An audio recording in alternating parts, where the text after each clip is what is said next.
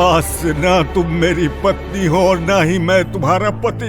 मैंने आज तक तुम्हारी हर बात मानी, लेकिन अगर मेरी मृत्यु होती है तो भारत को मेरे अंतिम संस्कार का अधिकार नहीं मिलेगा। कौशल्या महाराज को उनके कक्ष में ले गई। अचानक महाराज को अपने पुराने दिन याद आने लग गए। यह उस समय की बात है जब महाराज दशरथ युवा थे। एक दिन वो शिकार के लिए जंगल में गए।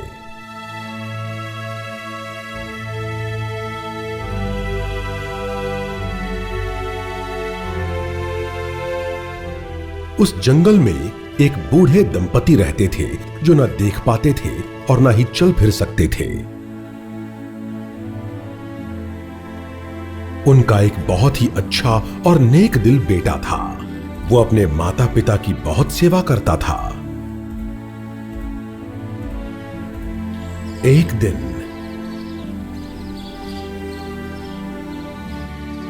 जब वो उन्हें टोकरी में बिठाकर ले जा रहा था तो माता पिता को प्यास लगी।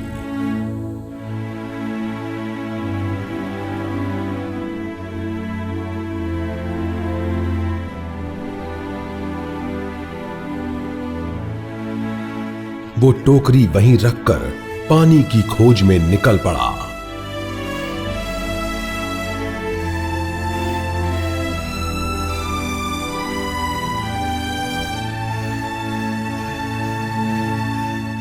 एक छिछले कुएं में उसे पानी मिला और वो उसे निकालने के लिए कुएं के अंदर चला गया। उसी पल महाराज दशरथ जो वहीं से जा रहे थे, उन्हें कुएं से हलचल सुनाई दी, जिसे उन्होंने हिरण समझ लिया। बिना देखे ही उन्होंने तीर चला दिया।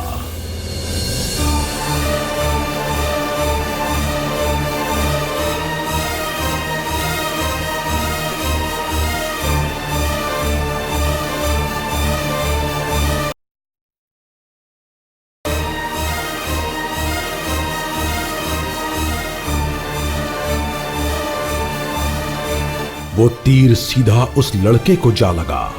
उसकी छाती से खून बहने लगा। दशरथ चुपचाप देखते रह गए।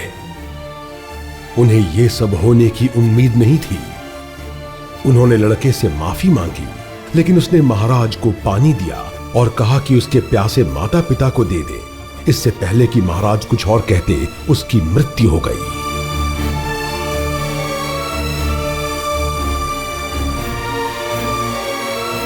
महाराज दशरथ पानी लेकर उसके माता पिता के पास पहुंचे और उन्होंने अपनी भूल उन्हें बता दी। दृष्टिहीन माता पिता रोने लगे।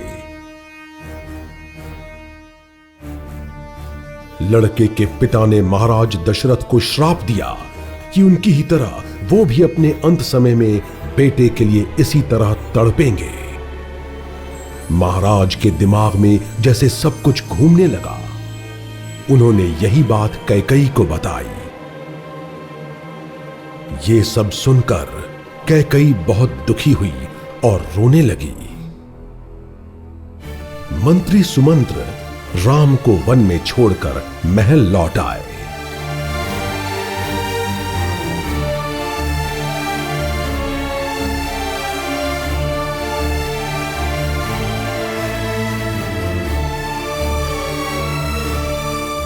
सुमंत्र, मेरा बेटा राम मेरे पास नहीं। महाराज धीरज रखिए, राम 14 साल पूरे होते ही लौट आएंगे।